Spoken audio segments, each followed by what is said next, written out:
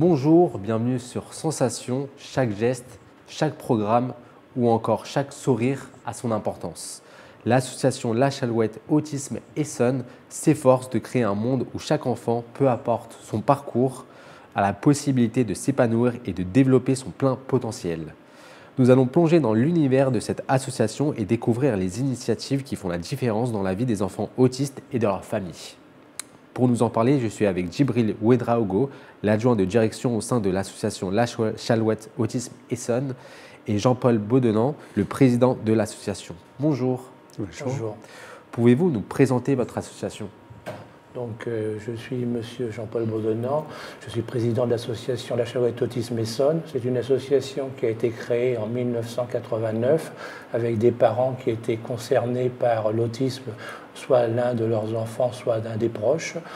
Et ce conseil d'administration a créé en fin de compte cette association qui permettait, je veux dire, de pouvoir essayer de solutionner l'accompagnement de ces enfants ou ces futurs adultes. Donc en 1989, les personnes se sont regroupées et nous avons, je veux dire, travaillé pendant plus de 10 ans pour pouvoir créer une structure ou deux structures. La structure que nous avons créée, c'est le siège social est sur Brétigny-sur-Orge, mais nous avons un rayonnement sur l'Essonne.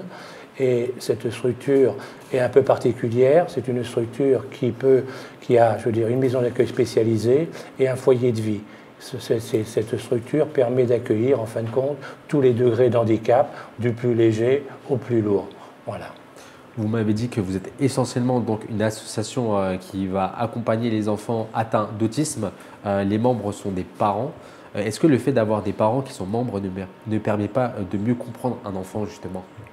C'est-à-dire qu'au niveau technique, peut-être pas systématiquement, mais au niveau pratique, sûrement, parce qu'il y a le fait, c'est qu'on s'aperçoit aussi que ces enfants-là vont grandir, donc obligatoirement, les parents peuvent, je veux dire, anticiper. Le plus souvent, l'administration fait du coup par coup, et en fin de compte, on s'aperçoit qu'à chaque tranche d'âge, il y a à chaque fois un passage un peu difficile.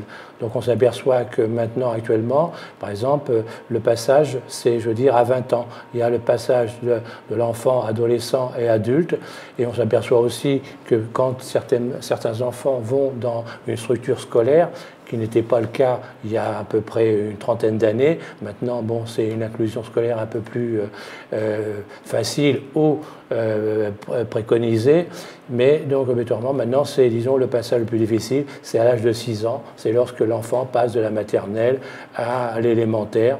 Et donc là, on s'aperçoit que nous avons aussi de gros problèmes, mais les parents ont la possibilité actuellement de plus anticiper avec la maison départementale des personnes handicapées. Est-ce que justement le fait d'avoir des parents qui sont membres de votre association, ça ne permet pas aussi de trouver des solutions qui sont mieux adaptées pour les enfants qui sont atteints d'autisme ? Ah si, c'est-à-dire que le plus souvent, ça permet, lorsque les parents sont en position de pouvoir expliquer leurs demandes, puisque le plus souvent, bon, on sait que lorsque un enfant naît avec un handicap, c'est un peu un traumatisme pour la famille. Donc obligatoirement, il y a tout un temps de réflexion où on n'est pas forcément très combatif. Mais après, je pense que les parents sont apporteurs de solutions, et ce qui a permis aussi, je pense, l'évolution avec la scolarisation que l'on peut avoir. Et puis après, bien sûr, je pense que les structures sont indispensables, puisque, bon, il y a le fait, c'est que le plus souvent, à un moment donné, dans la scolarisation, on s'aperçoit que les enseignants ne sont pas en capacité de pouvoir donner l'éducation ou les éléments nécessaires. Donc il est nécessaire de créer des structures au niveau de la petite enfance, des IME.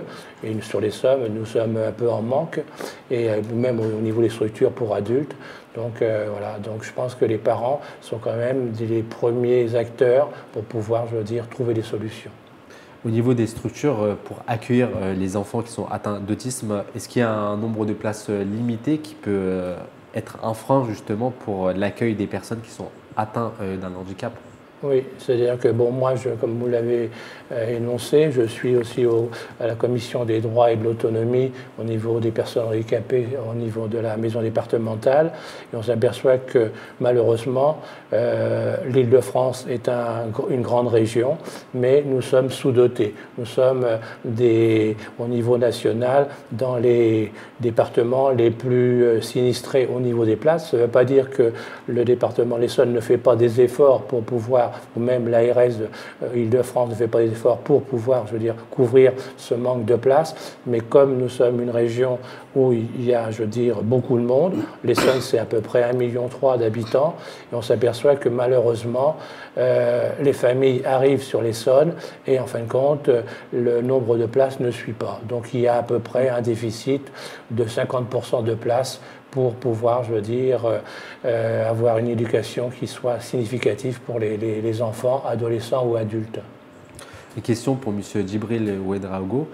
Quels sont, au-delà de ces services, des services d'accompagnement que vous faites avec les parents, quelles sont les méthodes concrètes pour accompagner les enfants qui sont atteints d'autisme? Eh bien, déjà, il faut préciser que la maison d'accueil spécialisée et le foyer de vie de Brétigny-sur-Orge accueillent des personnes adultes autistes, donc entre 20 et 65 ans environ et plus.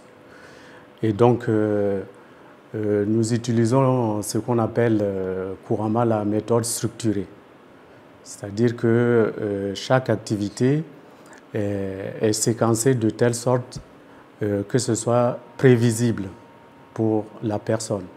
Ce qui caractérise les personnes autistes, c'est le fait de ne pas se situer dans l'espace et dans le temps. Donc nous créons toutes les conditions nécessaires afin que les personnes qui sont accueillies puissent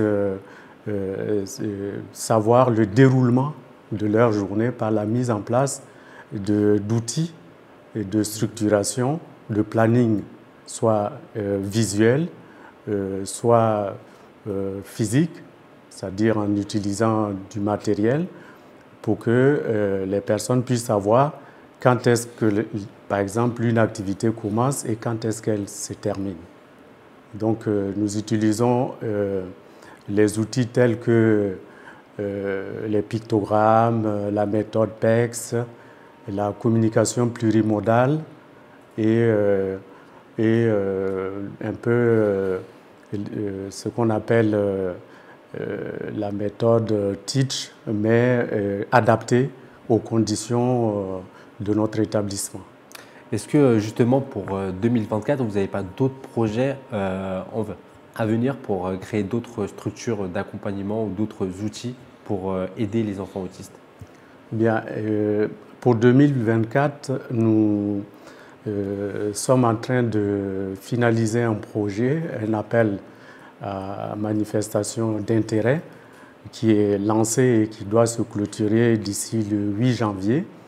Et le but de ce projet est dans le cadre du contrat pluriannuel d'objectifs et de moyens contracté par l'association gestionnaire et les autorités de contrôle telles l'ARS et le département de l'Essonne. Ce projet vise à la transformation dans un premier temps de notre service qui se situe à Saint-Michel-sur-Orge et c'est le service d'évaluation et de suivi à domicile. Ce service qui était expérimental va évoluer et tomber dans le droit commun. Donc, nous allons transformer ce service en CESAD. Le CESAD accueillera des jeunes qui sont sortis du système scolaire parce que certaines personnes handicapées dans le milieu scolaire ne trouvent pas leur place, soit par les troubles du comportement ou en tout cas des méthodes inadaptées qui font que ces personnes ne peuvent pas continuer dans le système scolaire. Merci à vous, Djibril Ouedraogo et Jean-Paul Baudonnant, d'avoir répondu à nos questions et d'avoir été avec nous sur Sensation. Je rappelle que vous êtes l'adjoint de direction de l'association La Chalouette Autisme Essonne et le président de l'association. Pour plus d'informations sur l'association, rendez-vous sur votre site internet chalouetteautismeessonne.asso-web.org. Et pour revoir ou réécouter cette émission, rendez-vous sur notre site et notre application Radio Sensation.